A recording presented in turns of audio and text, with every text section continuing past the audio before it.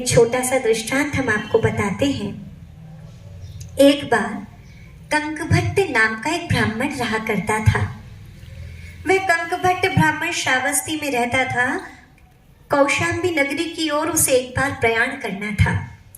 उसकी पत्नी ने कुछ दाल और चावल उसके साथ लेकर के रख दिए। रास्ता लंबा है, जहां पर भूख लगे पका करके खा लेना। वह व्यक्ति उन दाल चावल को लेकर के निकला। दिन भर चला, रात में थक गया। एक गांव में जाकर के रुका और वहां जाकर के किसी के घर के आंगन में जाकर सो गया। बाहर की जगह थी, नींद लग गई। सुबह उस घर की महिला ने जब द्वार खोले तो द्वार की खड़खड़ाहट से उस व्यक्ति की आंख खुली। वह ब्राह्मण जाग करके खड़ा हुआ और उसने कहा, बहन जी माफ करना। बहन जी ने कहा, कोई बात नहीं भैया, कहाँ से आए हो? इस नगर के तो नहीं लगते, कहाँ पर जाना है? उसने कहा, मैं श्रावस्ती से आया हूँ, कौशाम्बी की ओर जाना है। बोले, तब तो आप हमारे अतिथि हुए, क्योंकि ये बात उसी समय की है जब देश की परंपरा थी, संस्कृति थी, अतिथि देवो भवः, यानी अतिथि को देवता के समान माना जाता था। धीरे धीरे तो खैर संस्कृति में परिवर्तन आता चला गया। उसके बाद लोग कहने लगे, शुभ लाभ, जो शुभ है वही लाभ है। थोड़ा और परिवर्तन आया, समय बीता तो लोग घर के सामने लिखने लगे, सुस्वागतम, आइए आपका स्वागत है।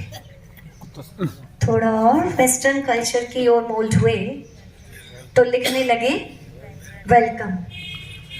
थोड़ा सा और आगे बढ़े तो आजकल तो हम भी देखते हैं घरों के आगे लिखा होता है, बिवेयर ऑफ डॉग्स।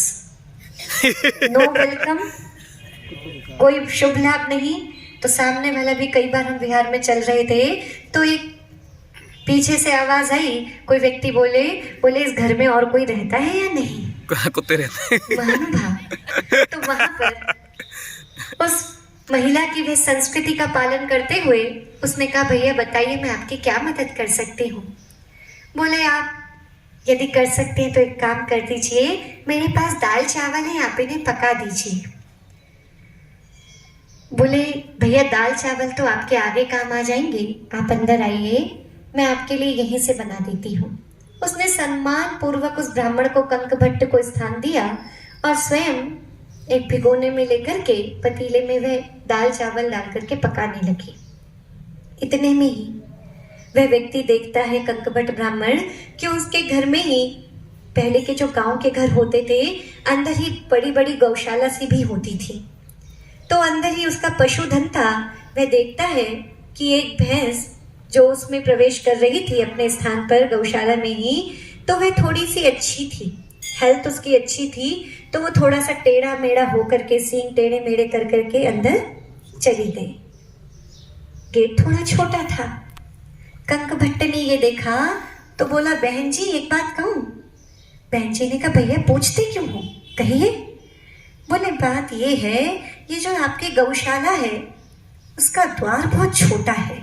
अभी अभी मैंने एक भैंस को अंदर जाते हुए देखा, थोड़ी सी वह तंग जगह रह गई। यदि आपकी वह भैंस अंदर गौशाला में मर गई तो? उस महिला को लगा, भैया सुबह सुबह बैठ करके कैसी बात कर रहा है, मेरी सबसे प्रिय भैंस है, सबसे ज्यादा दुग्ध भी देती है। उस महिला को थोड़ा बुरा तो लगा, किंतु चुपचाप बैठ गई। थोड़ा समय व्यतीत हुआ ही था कि तब तक बेटा आ गया। माँ के चरण स्पर्श करता है, आशीर्वाद लेता है, माँ हमने जो पिताजी के गल्ले का काम था उसको बंद कर दिया और कपड़े का एक बहुत बड़ा शोरूम खोला है। आसपास के 20 गांव नगरों में भी ऐसा शोरूम नहीं है। लगभग 5 करोड़ की लागत लगा करके वह शोरूम बनाया है। माँ ने कहा, अच्छा, बहुत अच्छा बेटा, खूब तरक्की करो। बेटा चला गया और ये सारी बात कौन सुन रहा था? ब्राह्मण कंकभट्ट। वह कंकभट्ट कहता है, बहन जी एक बात कहूं?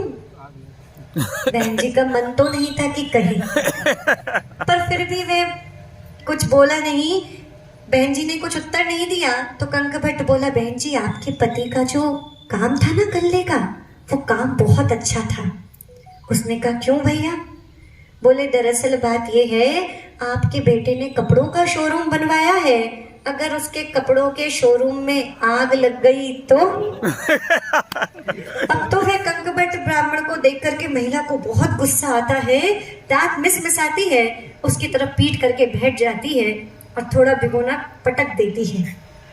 वे क्या करूं, सुबह सुबह कोई ऐसे शब्द बोले जाते हैं। उसने कहा कोई बात नहीं, समय देखा, बोले और 5-7 मिनट की बात है, चला जाएगा। इतनी ही देर में सेठानी की बहू आ गई, उस महिला की बहू आ गई। वह आकर के नव विवाहिता थी, उसने आकर के अपनी माँ के चरण स्पर्श किए और चरण स्पर्श किए तो उन महिला ने अपने आभूषण देते हुए कहा बेटा ये हमारे कुल परंपरा के आभूषण हैं, ये मैंने तुम्हारे नाप की चूड़ियाँ इत्यादि सब आभूषण तुम्हारे नाप के करा दिए हैं और हमारे यहाँ नई बहू को यही दिया जाता है। उसने माँ का आशीर्वाद लिया और बहू वहां से चली गई।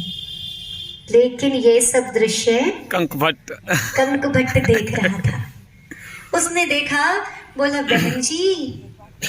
अब बहन जी ने सोचा बस ये कुछ बोले ना, लेकिन फिर भी वो कहाँ मानने वाला था। उसने कहा बहन जी आप अपनी बहू के लिए नए आभूषण बनवा देती तो अच्छा रहता। बोले भैया हमारे कुल के आभूषण हैं। बोले कुल के तो ठीक हैं, आपने तुड़वा करके अपनी बहू के नाप के कराए, अगर आपकी ये बहू मर गई तो? अब तो उस महिला को बहुत गुस्सा आया कि मेरे बेटे के अभी 15 दिन पहले शादी हुई है और इस प्रकार के शब्द बोल रहा है। उसने भिगोना उठाया, जो कच्ची पक्की सी खिचड़ी थी ब्राह्मण की झोली कराई, उसमें डाल दी।